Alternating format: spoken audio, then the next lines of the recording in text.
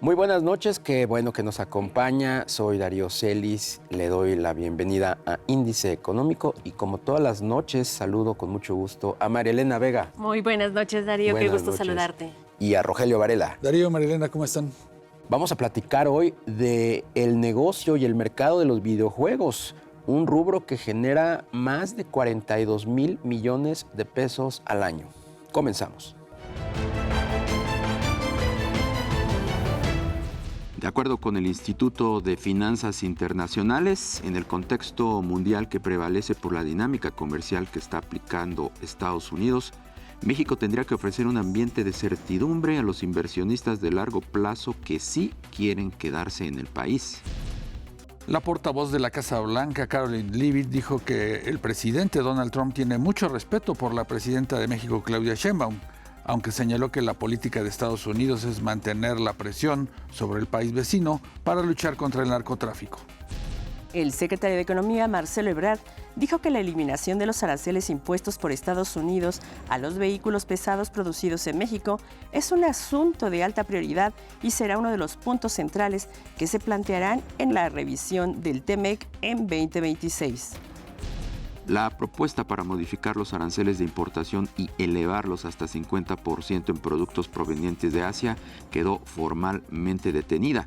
La Comisión de Economía, Comercio y Competitividad de la Cámara de Diputados aprobó una prórroga que se extendería hasta agosto de 2027.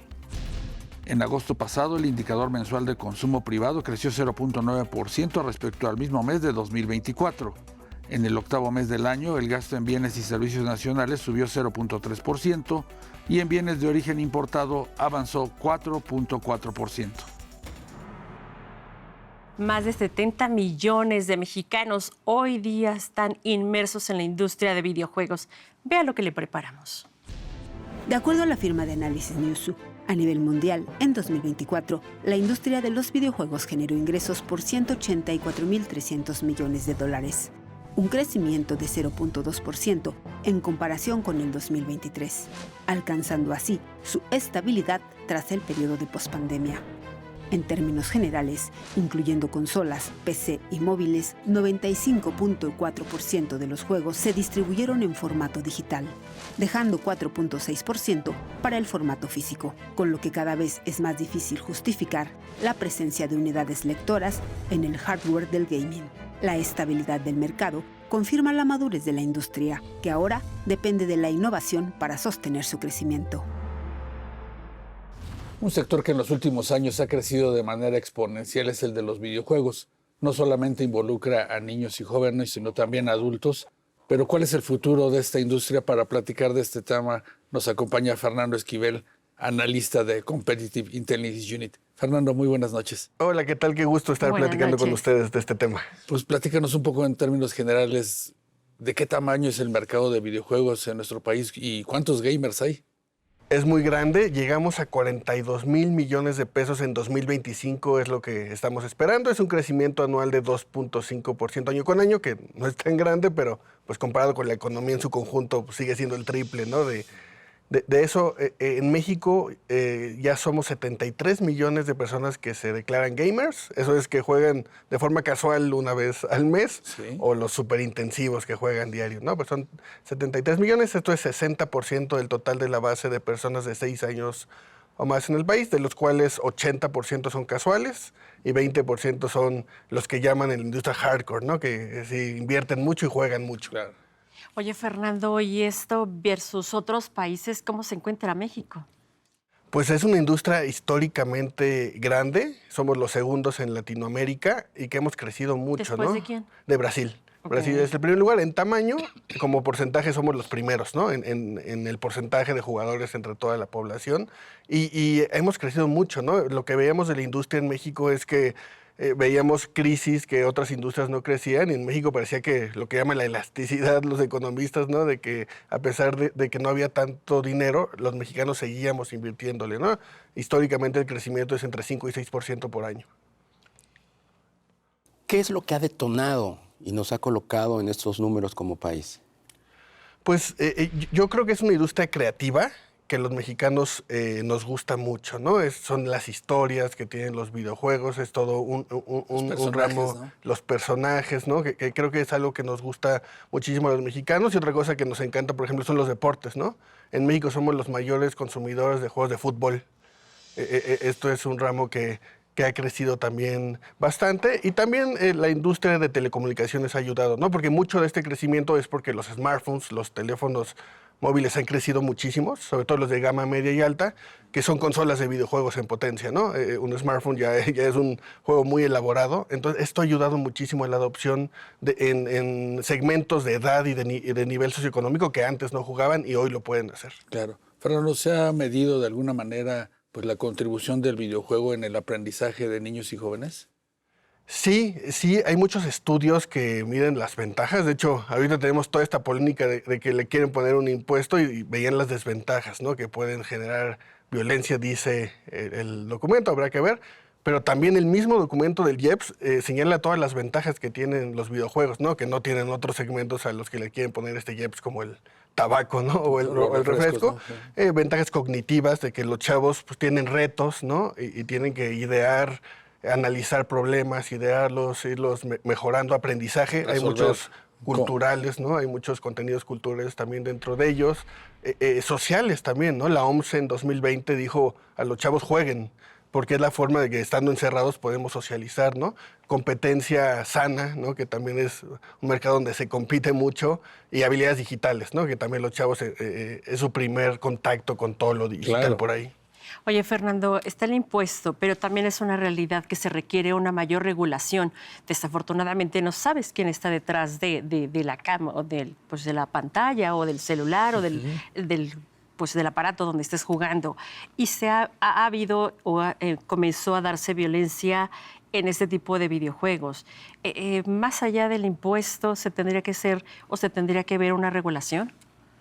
Sí, yo creo que sí. Yo creo que el impuesto no resuelve nada de eso, porque el impuesto va hacia juegos clasificación C, ¿no? Que llaman violentos, agresivos, y en los juegos donde pasa eso, curiosamente, son clasificación A o B. Son para, son para chavos muy jóvenes. También lo que se hizo en 2020, 2021, fue dar una clasificación mexicana, que ya existía una clasificación de videojuegos y son A, B y C.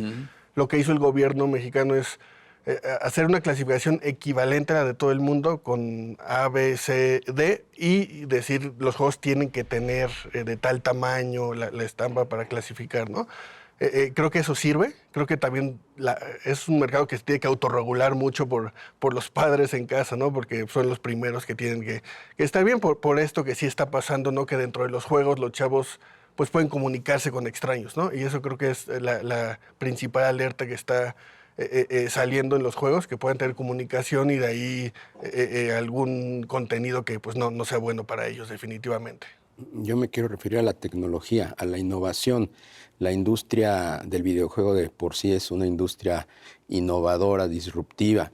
¿Cómo está afectando y hacia dónde se va a mover la industria en los próximos 3 años, por ejemplo, considerando el avance vertiginoso de la tecnología, la inteligencia artificial, por ejemplo? ¿Qué tipo de juegos veremos en 2, 3 años? Está cambiando muchísimo, como todo la tecnología en el mundo. Los videojuegos están entrando muchísimo. No vemos cambios en los modelos de negocio. Eso está cambiando muchísimo, que tradicionalmente era un mercado como los juguetes, ¿no? Que tú ibas a comprar y lo tenías en tu casa. Hoy hay muchas formas de jugar. Puedes pagar, pero puede ser de forma gratuita.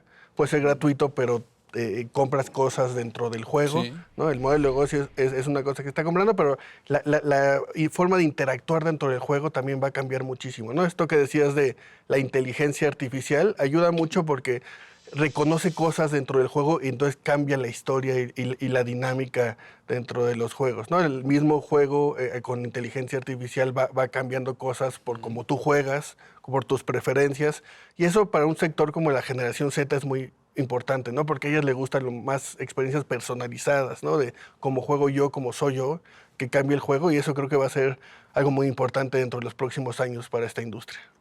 ¿Y el segmento de adultos como consumidor de videojuegos, cómo se ha movido en México?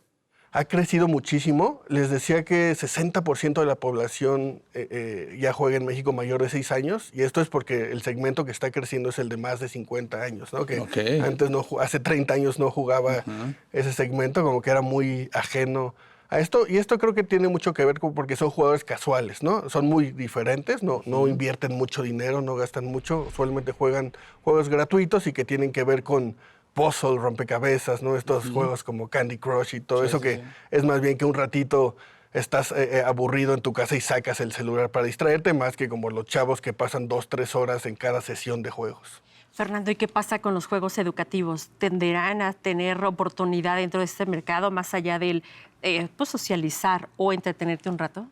Definitivamente sí, creo que es un segmento que se está volviendo muy importante. Hay un término dentro de la industria que es la gamificación, ¿no? Que es como aprender cosas mientras juegas videojuegos, pueden ser hasta oficios o algún tipo de aprendizaje cultural, ¿no? Pero es muy importante esto de los videojuegos porque se ha comprobado que ayuda mucho al aprendizaje, porque si te diviertes, pues le vas a dar más atención, le vas a poner más tiempo. Entonces es una gran herramienta de aprendizaje que hay que explotar, también hay que aprovechar.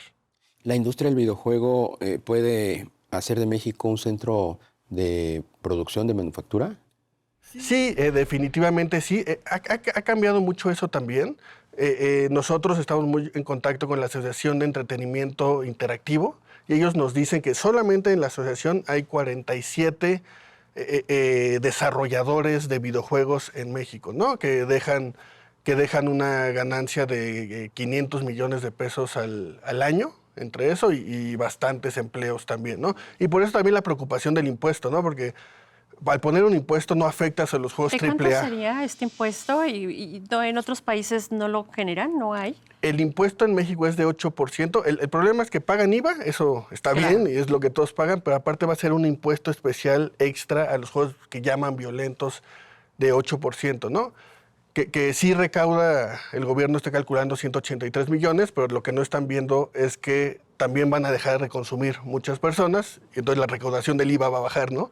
Entonces por ahí y sí puede pegar, y le pega a juegos, a este tipo de laboratorios o desarrolladores mexicanos que están innovando, que no son famosos, porque los juegos AAA, los famosos, pues los van a seguir comprando, ¿no? Entonces ese es el peligro de que a la industria mexicana le va a afectar más que a la de grandes empresas de otros países. Claro, seguir fomentando de alguna manera pues, a los creadores, a los programadores en este segmento de videojuegos. Sí, totalmente. Es una empresa en crecimiento y México va creciendo y va muy bien, ¿no? Entonces como que meterle ahí baches a esta ruta que iba bastante bien. En otros países no solo no ponen impuestos especiales, sino dan incentivos fiscales, ¿no? Inglaterra, Francia, Japón, Estados Unidos tienen una política de incentivo fiscal a los creadores locales de videojuegos, y pues estaría padre sumarnos a ese tren en vez de ponerle trampas que van a impactar a la industria y que pues, van a generar menor crecimiento. Estaría sensacional, pero bueno, es otro mundo. Fernando Esquivel, analista de Competitive Intelligence Unit, gracias por acompañarnos esta noche. Qué gusto platicar con ustedes. Noches. Buenas noches. Buenas noches. Toda la charla con Fernando, con lo que yo me quedo es que mientras países de Europa y de Norteamérica, los juegos reciben incentivos, estímulos, en México este sector pues está lastimado con gravámenes, con impuestos nuevos. Así es. Sí es cierto que se requiere una regulación o una supervisión de las personas, pero tienes toda la razón. Se requiere que las industrias tengan un detonante. Que crezcan, claro, fluyan sanamente, Sobre no todo que por las castiguen. La comunidad de desarrolladores, que puede ser muy importante tanto para la creación de juegos locales o incluso de exportación. Y por los efectos benignos para los niños, ¿no? Para los jóvenes. Pues sí. La derrama económica, la estimulación el empleo. Forma de aprender nueva, Claro. por supuesto. saber cómo solucionar problemas, en fin. Pues es una lástima que los empiecen a grabar. Así es. Pues muchas gracias por habernos acompañado. Muy buenas noches, Marilena Vega. Muy buenas noches, Darío Celis. Rogelio Varela. Darío, Marilena, Muy buenas noches. Gracias. Lo esperamos el próximo miércoles. Índice económico, por supuesto, por ADN Noticias.